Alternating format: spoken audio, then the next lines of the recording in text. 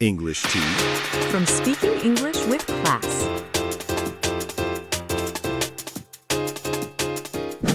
Hey guys, welcome back to English Tea. I'm Mia. I'm Leo, and dude, I gotta show you something I found last night. Uh-oh. So I'm scrolling through Reddit at like midnight, bad idea, and I come across this whole thread about Victorian photography. Okay. And these people, they would take pictures with dead people. Wait, what? I'm serious, like they'd prop up their dead grandma, dress her up nice, and be like, okay, everyone, smile. Oh my God, that's so messed up. I know, but apparently it was super normal back then. It's called post-mortem photography. I mean, I've heard of this, but I never really thought about it. Like, why would you do that? Right? That's what I was thinking. But then I started reading more and, I don't know, maybe it makes sense. How does that make sense? Well, think about it. Cameras were crazy expensive back then, so most people probably didn't have any photos of their family members. Oh, so this was like, Their only shot, literally. wow, okay, that actually makes it less creepy. Right? I guess when you don't have smartphones and you can't just take a million pictures. You do what you gotta do. Exactly. And you know what else I was thinking? Maybe it wasn't even about the photo itself. What do you mean? Like maybe the whole process, getting everyone together, dressing up the deceased person, it could have been part of the grieving ritual. Oh, like a way to say goodbye. Yeah, I'd imagine it gave families closure, one last moment together. That's actually kind of beautiful when you put it that way. Right? I mean, it's still creepy to us, but maybe back then they just had a different relationship with death, like it was more, I don't know, present in everyday life. Yeah, people died at home, not in hospitals. Exactly, and child mortality was insane, so families were probably dealing with death all the time. God, that's depressing. Super depressing, but I'd imagine that's why they developed these rituals. Maybe it helped them cope. Possibly. I mean, grief is grief, right? People find different ways to deal with it. For sure, like today we have therapy and support groups and all that. Right. But back then, maybe this was their version of processing loss. I never thought about it like that. So wait, how did they actually do these photos? Like, did they just... Oh, dude, this is where it gets really weird. So they would position the body to look alive.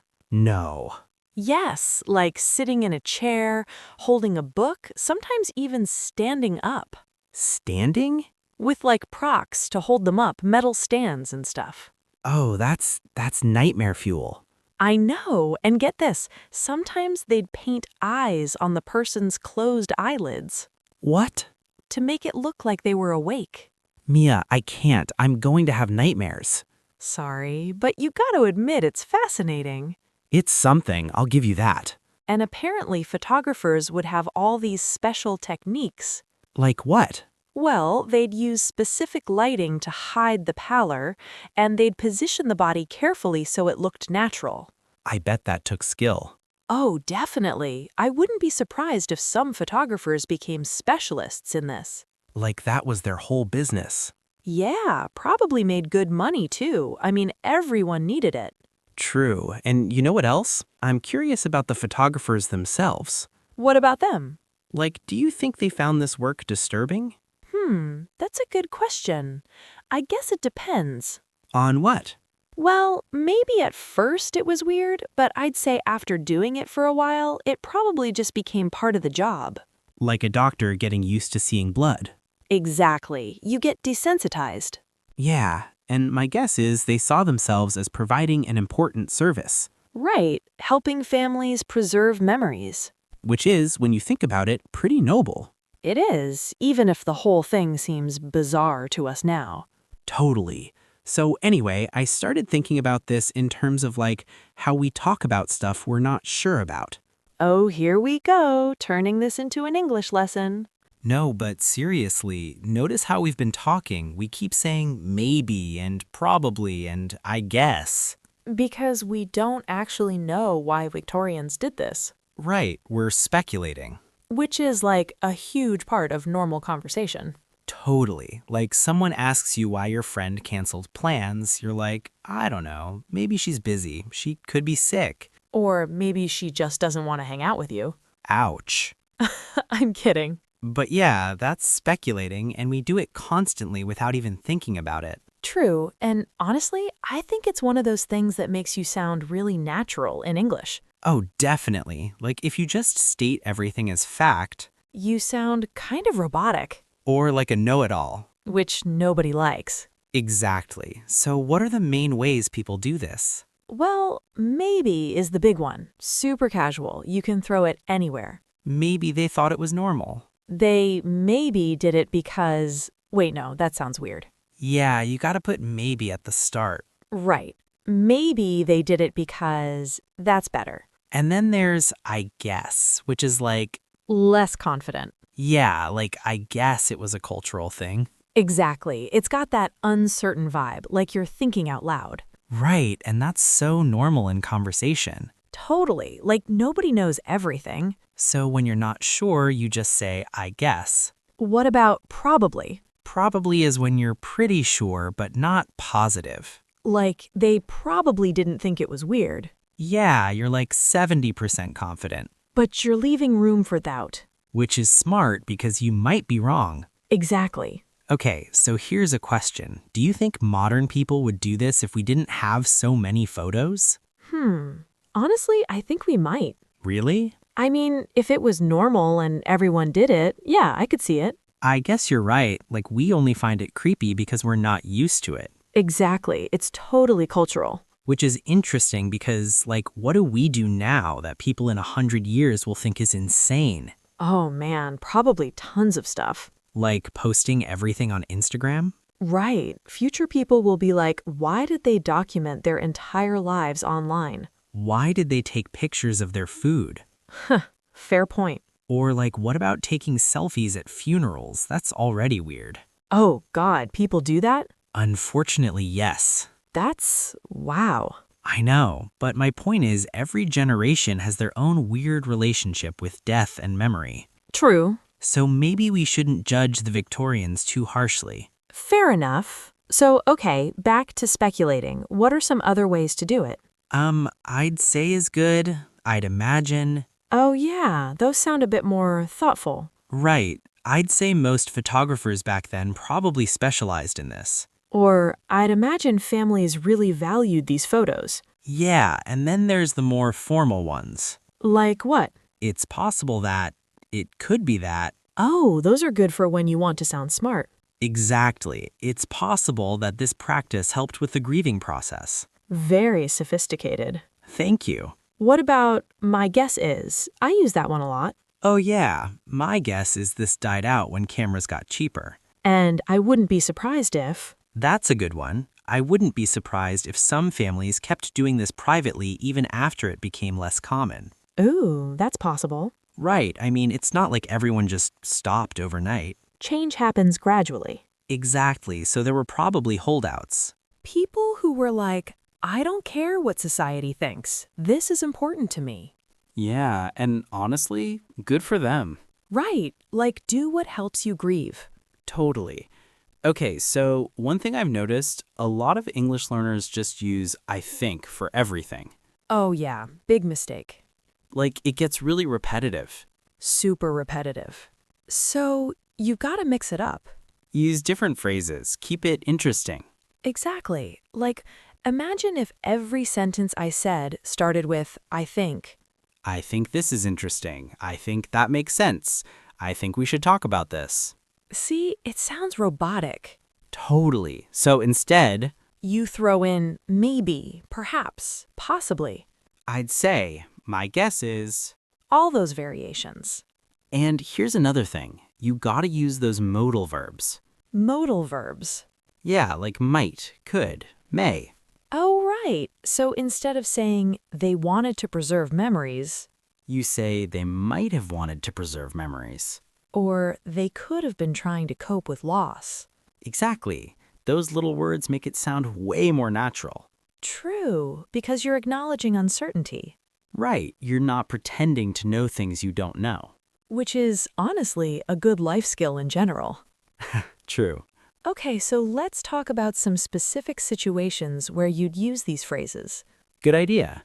So, like, imagine someone shows you a historical artifact, Okay. and they ask you what you think it was used for. Well, I'd probably say something like, I'm not sure, but maybe it was some kind of tool. Right. It could have been used for farming or possibly construction. See? That sounds natural. You're exploring possibilities. Not claiming to know for sure. Exactly. What about another scenario? Okay, let's say your friend is acting weird, Okay. and someone asks you why. I'd probably say, I don't know, but I guess something's bothering them. Maybe they're stressed about work. Or possibly something happened in their personal life. Yeah, and notice how we're offering multiple possibilities. Right, because we don't know which one is true, So we're just throwing out ideas. which is what speculation is all about. Totally. Okay, here's another one. Shoot. You're talking about a historical event, but you're not totally sure about the details. Okay, so I might say something like, I think World War I started in 1914, right? And then you'd add, I believe it was because of that assassination in Sarajevo. Though I'm not entirely sure of all the details. It might have been building up for years with various tensions, See, that shows knowledge while admitting uncertainty. which is perfect. You're not pretending to be a history expert. But you're still contributing to the conversation. Exactly. So let's go back to these Victorian photos for a second. Okay. I'm curious, do you think the living family members found it comforting? To pose with the dead person? Yeah, I'd imagine some did and some didn't. fair. Like, maybe for some people, it was a way to feel close to the person one last time. Right. But for others, it might have been really difficult. Yeah, I could see that. I guess it probably depended on the person and the circumstances, Like how they died. and how close they were to the deceased. True. I mean, losing a spouse is different from losing a distant cousin. Totally. So the emotional experience would be completely different. Right. And you know what else I wonder? What? What about the kids? Like, if there were children in these photos. Oh man, Do you think they understood what was happening?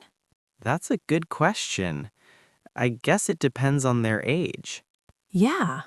Like a teenager probably understood, But a 5-year-old? might not have fully grasped it. Which is kind of sad. It is, but maybe that's also kind of merciful. How so?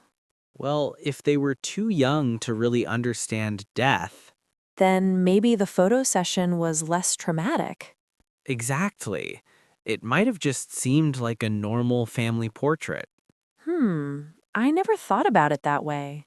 Yeah, I mean, kids are resilient, They are. so maybe it wasn't as disturbing for them as it would be for us now. Possibly. Okay, so let's play a game. Oh boy. I'm gonna make a speculation and you build on it. All right. Maybe Victorian kids who grew up seeing these photos didn't think they were creepy. Right. And maybe that means our reaction to death is learned, not natural. Ooh, good one. So that could mean future generations might see death totally differently. Yeah. Like maybe with social media, we're already changing how we think about it, Possibly, like people posting about grief online. which would have been unthinkable 20 years ago. But now it's normal. Exactly. And perhaps that's actually healthy. In what way? Well, maybe talking openly about death and grief helps us process it better. As opposed to keeping it private. Right, which is what we have been doing for the past few decades. True. So maybe we're actually circling back to a more Victorian approach. Just with Instagram instead of photographs.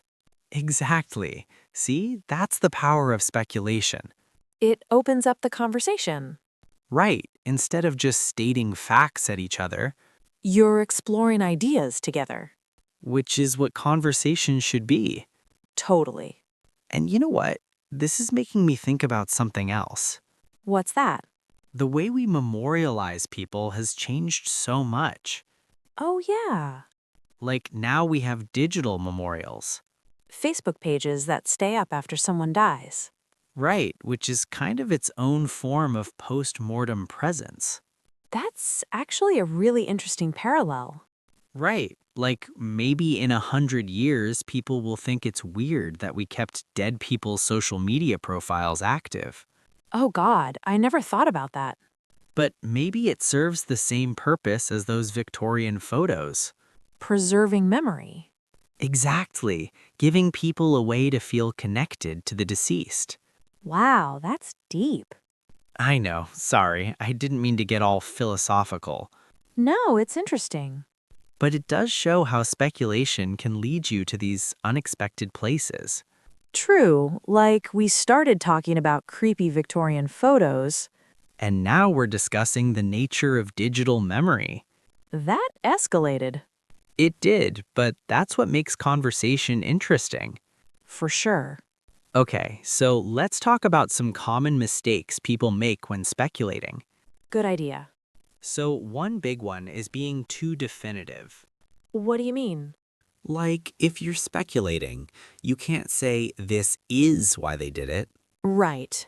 You gotta say this might be why they did it. Or this could be the reason. Exactly. Those modal verbs are crucial. They really are. Another mistake is not considering alternative possibilities. Oh, yeah.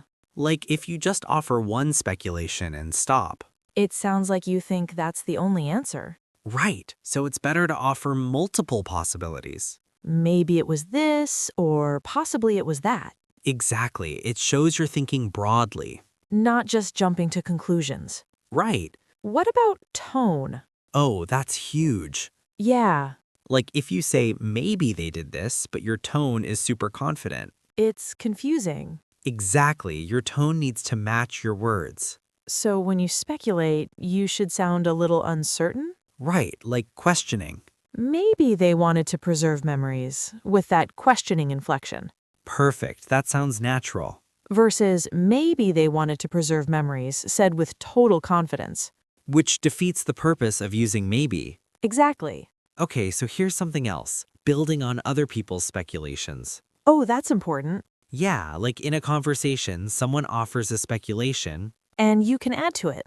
Right, that's interesting, and maybe also. Or I hadn't thought of that, perhaps in addition. Exactly, you're collaborating. Not competing.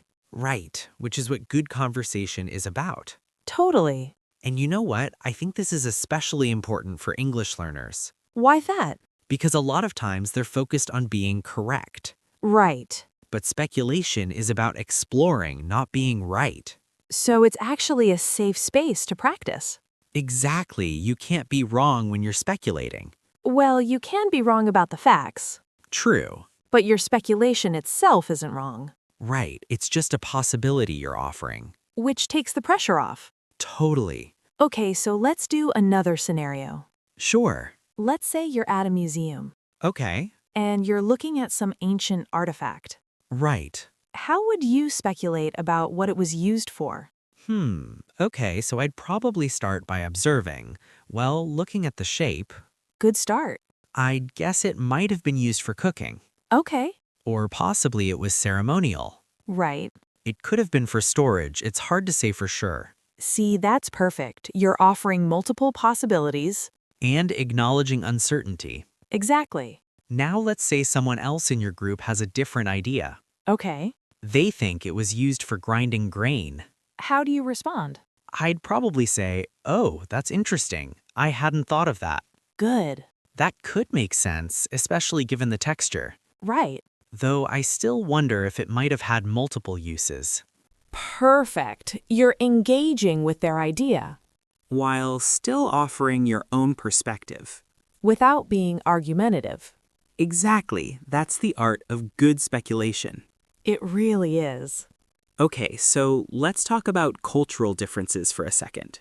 Ooh, good topic. Because I think different cultures have different comfort levels with speculation. What do you mean? Well, in some cultures, it might be more important to sound certain. Like you need to project confidence. Right, so admitting uncertainty might feel uncomfortable. But in English-speaking cultures, Especially American culture.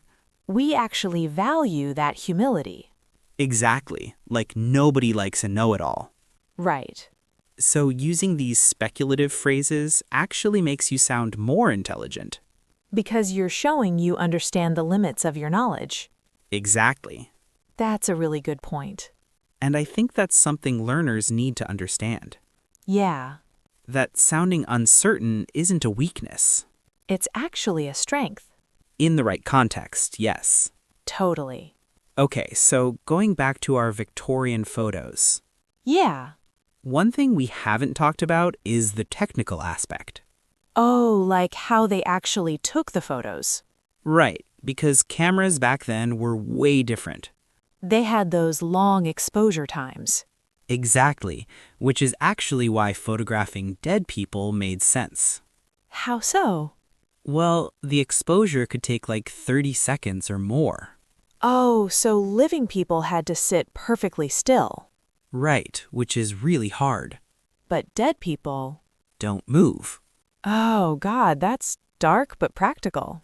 I know, but it's probably part of why this practice developed. That makes sense. Like, it might not have been purely emotional. But also technical. Exactly. It was easier to get a good photo of a dead person than a living one. Wow, I never thought about that. Right, so maybe that's why these photos became so popular. It wasn't just about memory. But also about the limitations of the technology. Huh. Which is kind of fascinating. It really is. And it shows how speculation can lead you to new insights. True. Like if we just said they did it for emotional reasons and stopped there. We wouldn't have considered the technical angle. Right. But by speculating, offering different possibilities. We get a fuller picture. Exactly. Okay, so let's think about when this practice ended. Good question. Why do you think people stopped doing this? Well, I'd guess cameras got cheaper and easier to use. Right, so people had more photos of their loved ones while alive. Exactly, which reduced the need for post-mortem photography. That makes sense. And maybe cultural attitudes shifted too.